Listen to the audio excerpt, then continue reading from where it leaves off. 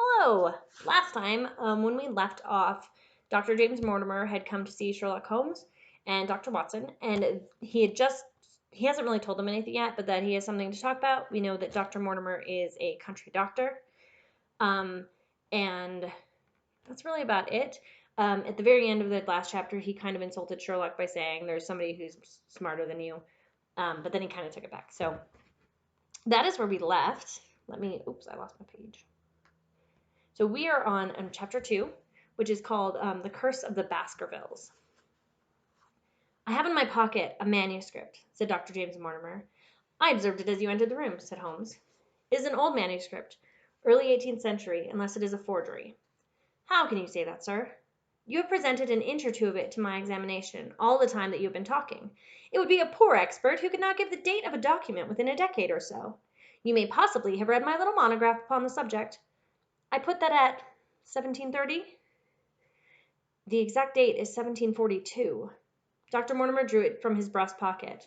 This family paper was committed to my care by Sir Charles Baskerville, whose sudden and tragic death some 3 months ago created so much excitement in Devonshire. I may say that I was his personal friend, as well as his medical attendant. He was a strong-minded man, sir. Shrewd, practical, and as unimaginative as I am. Yet he took this document very seriously, and his mind was prepared for just such an end as did eventually overtake him. Holmes stretched out his hand for the manuscript and flattened it upon his knee. You will observe, Watson, the alternative use of the long S and the short. It is one of the several indications which enabled me to fix the date. I looked over his shoulder at the yellow paper and the faded script. At the head was written Baskerville Hall, and below in large scrawling figures, 1742. It appears to be a statement of some sort. Yes, it is a statement of a certain legend which runs in the Baskerville family. But I understand that it is something more modern and practical upon which you wish to consult me. Most modern. A most practical pressing matter which must be decided within 24 hours. But the manuscript is short and is intimately connected with the affair. With your permission, I will read it to you. Holmes leaned back in his chair, placed his fingertips together, and closed his eyes. With an air of resignation, Dr. Mortimer turned the manuscript to the light and read in a high, cracking voice the following curious old-world narrative. Of the origin of the Hound of the Baskervilles, there have been many statements, yet as I come in a direct line from Hugo Baskerville, and as I had the story from my father, who also had it from his, I have set it down with all belief that it occurred, even as it is here set forth. And I would have you believe, my sons, that the same justice which punishes sin may also graciously forgive it, and that no ban is so heavy but that by prayer and repentance it may be removed. Learn then from this story not to fear the fruits of the past, but rather to be circumspect in the future, that those foul passions whereby our family has suffered so grievously may not again be loosed to our undoing. Know then that in the time of the great rebellion, the history of which by the learned Lord Clarendon I most earnestly commend your attention, this manor of Baskerville was held by Hugo of that name. Nor can it be gainsaid that he was a most wild, profane, and godless man. This, in truth, his neighbours might have pardoned, seeing that saints have never flourished in those parts. But there was in him a certain wanton and cruel humour which made his name a byword through the West. It chanced that this Hugo came to love, if indeed so dark a passion may be known under so bright a name, the daughter of a yeoman who held lands near the Baskerville estate. But the young maiden, being discreet and of good repute, would ever avoid him, for she feared his evil name. So it came to pass that one Michaelmas, this Hugo, with 5 or 6 of his idle and wicked companions, stole down upon the farm and carried off the maiden, her father and brothers being from home, as he well knew. When they had brought her to the hall, the maiden was placed in an upper chamber, while Hugo and his friends sat down to a long carouse, as was their nightly custom. Now the poor lass upstairs was like to have her wits turned at the singing and shouting and terrible oaths which came up to her from below, for they say that the words used by Hugo Baskerville when he was in wine were such as might blast the man who said them. At last, in the stress of her fear, she did that which might have daunted the bravest or most active man. For by the aid of the growth of the ivy which covered, and still covers, the south wall, she came down from under the eaves, and so homeward across the moor, there being 3 leagues betwixt the hall and her father's farm. It chanced that some little time later Hugo left his guest to carry food and drink, with other worse things perchance, to his captive, and so found the cage empty, and the bird escaped. Then, as it would seem, he became as one that hath a devil, for rushing down the stairs into the dining hall, he sprang upon the great table, flagons and trenchers flying before him, and he cried aloud before all the company that he would that very night render his body and soul to the powers of evil, if he might but overtake the wench. And while the revellers stood aghast at the fury of the man, one more wicked, or it may be more drunken than the rest, cried out that they should put the hounds upon her. Whereat Hugo ran from the house, crying to his grooms that they should saddle his mare and unkennel the pack, and giving the hounds a kerchief of the maid's, he swung them into the line, and so off full cry in the moonlight over the moor. Now for some space the revellers stood agape, unable to understand all that had been done in such haste, but anon their bemused wits awoke to the nature of the deed which was like to be done upon the moorlands. Everything was now in an uproar, some calling for their pistols, some for their horses, and some for another flask of wine. But at length some senses came back to their crazed minds, and the whole of them, 13 in number, took horse and started in pursuit. The moon shone clear above them, and they rode swiftly abreast, taking that course which the maid must needs have taken if she were to reach her own home. They had gone a mile or two when they passed one of the night shepherds upon the moorlands, and they cried to him to know if he had seen the hunt, and the man, as the story goes, was so crazed with fear that he could scarce speak.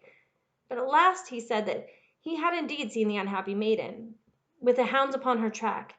But I have seen more than that, said he, for Hugo Baskerville passed me on his black mare, and there ran Mute behind him, such a hound of hell as God forbid should ever be at my heels.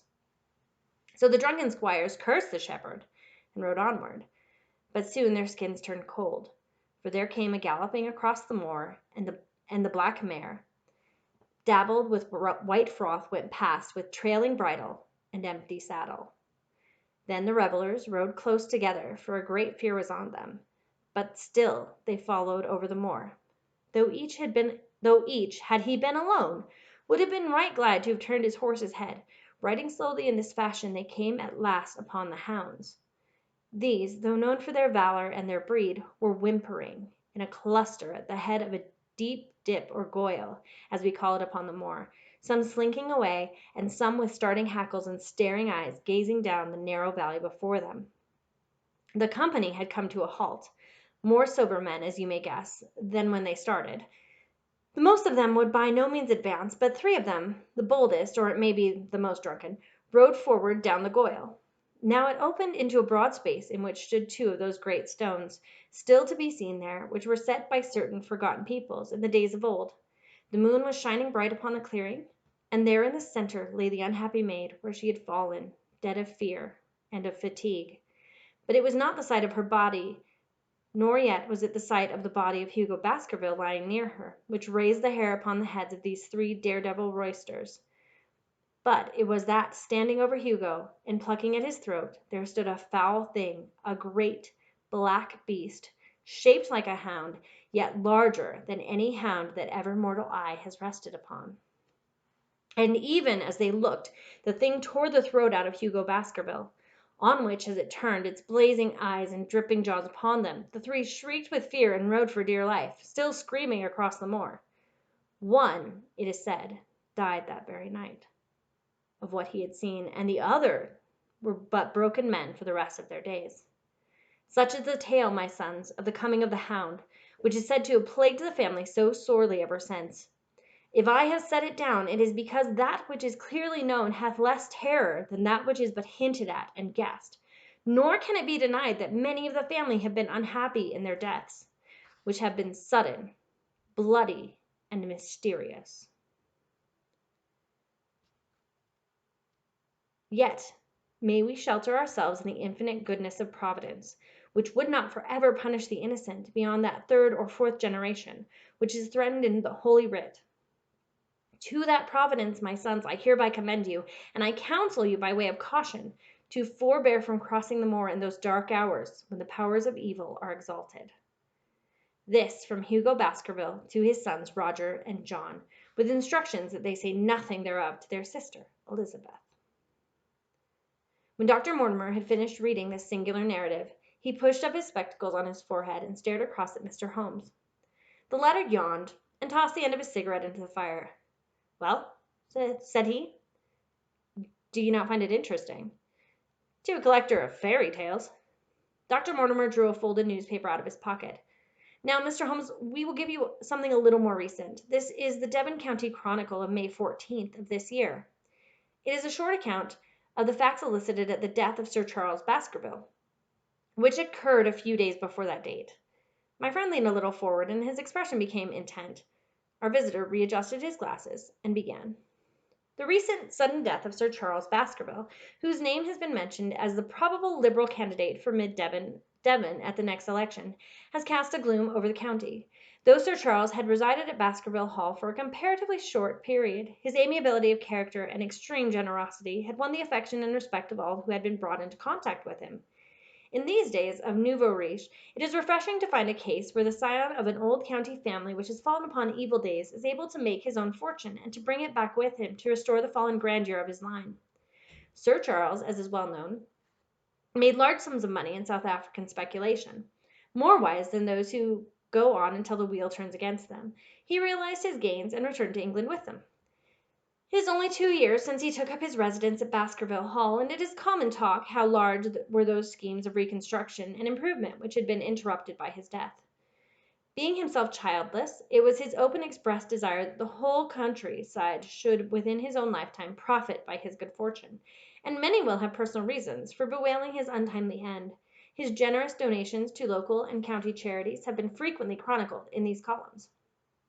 The circumstances connected with the death of Sir Charles cannot be said to have been entirely cleared up by the inquest, but at least enough has been done to dispose of those rumors which local superstition has given rise. There is no reason whatever to suspect foul play, or to imagine that death could be from any but natural causes. Sir Charles was a widower, and a man who may be said to have been, in some ways, of an eccentric habit of mind. In spite of his considerable wealth, he was simple in his personal tastes, and his indoor servants at Baskerville Hall consisted of a married couple named Barrymore, the husband acting as butler and the wife as housekeeper. Their evidence, corroborated by that of several friends, tends to show that Sir Charles's health has for some time been impaired, and points especially to some affectation of the heart, manifesting itself in changes of color, breathlessness, and acute attacks of nervous depression. Dr. James Mortimer, the friend and medical attendant of the deceased, has given evidence to the same effect. The facts of the case are simple. Sir Charles Baskerville was in the habit every night before going to bed of walking down the famous yew alley of Baskerville Hall. The evidence of the Barrymores shows that this had been his custom. On the 4th of May, Sir Charles had declared his intention of starting next day for London, and had ordered Barrymore to prepare his luggage. That night he went out as usual for his nocturnal walk, in the course of which he was in the habit of smoking a cigar. He never returned. At 12 o'clock, Barrymore, finding the hall door still open, became alarmed, and lighting a lantern went in search of his master. The day had been wet, and Sir Charles's footmarks were easily traced down the alley. Halfway down this walk there is a gate which leads out onto the moor. There were indications that Sir Charles had stood for some little time there. He then proceeded down the alley, and it was at the far end of it that his body was discovered. One fact which has not been explained is the statement of Barrymore that his master's footprints altered their character from the time that he passed the moor gate, and that he appeared from thence onward to have been walking upon his toes. One Murphy, a gipsy horse-dealer, was on the moor at no great distance at the time, but he appears by his own confession to have been the worse for drink. He declares that he heard cries, but is unable to state from what direction they came. No signs of violence were to be discovered upon Sir Charles's person, and though the doctor's evidence pointed to an almost incredible facial distortion, so great that Dr. Mortimer refused at first to believe that it was indeed his friend and patient who lay before him, it was explained that that is a symptom which is not unusual in cases of dyspnea and death from cardiac exhaustion. This explanation was borne out by the post-mortem examination, which showed long-standing organic disease, and the coroner's jury returned a verdict in accordance with the medical evidence. It is well that this is so, for it is obviously of the utmost importance that Sir Charles's heirs should settle at the Hall, and continue the good work which has been so sadly interrupted. Had the prosaic finding of the coroner not finally put an end to the romantic stories which had been whispered in connection with the affair, it might have been difficult to find a tenant for Baskerville Hall. It is understood that the next of kin is Mr. Henry Baskerville, if he still be alive. the son of Sir Charles Baskerville's younger brother. The young man, when last heard of, was in America, and inquiries are being instituted with a view to informing him of his good fortune. Dr. Mortimer refolded his paper and replaced it in his pocket. Those are the public facts, Mr. Holmes, in connection with the death of Sir Charles Baskerville. I must thank you, said Sherlock Holmes, for calling my attention to a case which certainly presents some features of interest.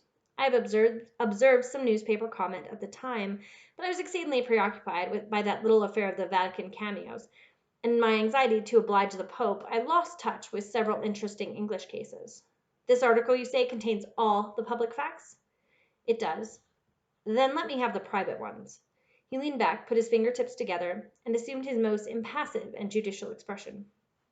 In doing so, said Dr. Mortimer, who had begun to show signs of some strong emotion, I am telling that which I have not confided in anyone. My motive for withholding it from the coroner's inquiry is that a man of science shrinks from placing himself in the public position of seeming to endorse a popular superstition. I had the further motive that Baskerville Hall, as the paper says, would certainly remain untenanted if anything were done to increase its already rather grim reputation. For both these reasons, I thought that I was justified in telling rather less than I knew, since no practical good could result from it. But with you there is no reason why I should not be perfectly frank. The moor is very sparsely inhabited, and those who live near each other are thrown very much together. For this reason I saw a good deal of Sir Charles Baskerville, with the exception of Mr. Frankland of Lafleur Hall and Mr. Stapleton the naturalist. There are no other men of education within many miles. Sir Charles was a retiring man, but the chance of his illness brought us together, and a community of interest in science kept us so. He had brought back much scientific information from South Africa, and many a charming evening we have spent together discussing the comparative anatomy of the Bushman and the Hottentot. Within the last few months it became increasingly plain to me that Sir Charles' nervous system was strained to the breaking point. He had taken this legend, which I have already read to you, exceedingly to heart. So much so that although he would walk in his own grounds, nothing would induce him to go out upon the moor at night. Incredible as it may appear to you, Mr. Holmes, he was honestly convinced that a dreadful fate hung over his family. And certainly the records which he was able to give of his ancestors were not encouraging. The idea of some ghastly presence constantly haunted him, and on more than one occasion he has asked me whether I had on my medical journeys at night ever seen any strange creature, or heard the baying of a hound. The latter question he put to me several times, and always with a voice which vibrated with excitement. I can well remember driving up to his house in the evening, some 3 weeks before the fatal event. He chanced to be at his hall door. I had descended from my gig and was standing in front of him, when I saw his eyes fix themselves over my shoulder, and stare past me with an expression of the most dreadful horror. I whisked round and had just time to catch a glimpse of something which I took to be a large black calf passing at the head of the drive. So excited and alarmed was he that I was compelled to go down to the spot where the animal had been and look around for it. It was gone, however, and the incident appeared to make the worst impression upon his mind. I stayed with him all the evening, and it was on that occasion, to explain the emotion which he had shown, that he confided to my keeping that narrative which I read to you when I first came. I mention this small episode because it assumes some importance in the view of the tragedy which followed, but I was convinced at the time that the matter was entirely trivial, and that his excitement had no justification. It was at my advice that Sir Charles was about to go to London. His heart was, I knew, affected, and the constant anxiety in which he lived, however chimerical the cause of it might be, was evidently having a serious effect upon his health. I thought that a few months among the distractions of town would send him back a new man. Mr. Stapleton, a mutual friend, who was much concerned at his state of health, was of the same opinion. At the last instant came this terrible catastrophe. On the night of Sir Charles's death, Barrymore the butler, who made the discovery, sent Perkins the groom on horseback to me, and as I was sitting up late, I was able to reach Baskerville Hall within an hour of the event.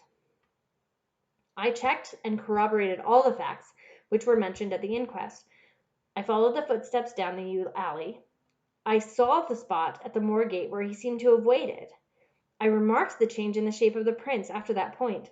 I noted that there were no other footprints save those of Barrymore on the soft gravel, and finally I carefully examined the body. which had not been touched until my arrival. Sir Charles lay on his face, his arms out, his fingers dug into the ground, and his features convulsed with some strong emotion to such an extent that I could hardly have sworn to his identity. There was certainly no physical injury of any kind, but one false statement was made by Barrymore at the inquest. He said that there were no traces upon the ground around the body. He did not observe any. But I did. Some little distance off, but fresh and clear. Footprints? Footprints. A man's or a woman's. Dr. Mortimer looked strangely at us for an instant, and his voice sank to a whisper as he answered, Mr. Holmes, they were the footprints of a gigantic hound.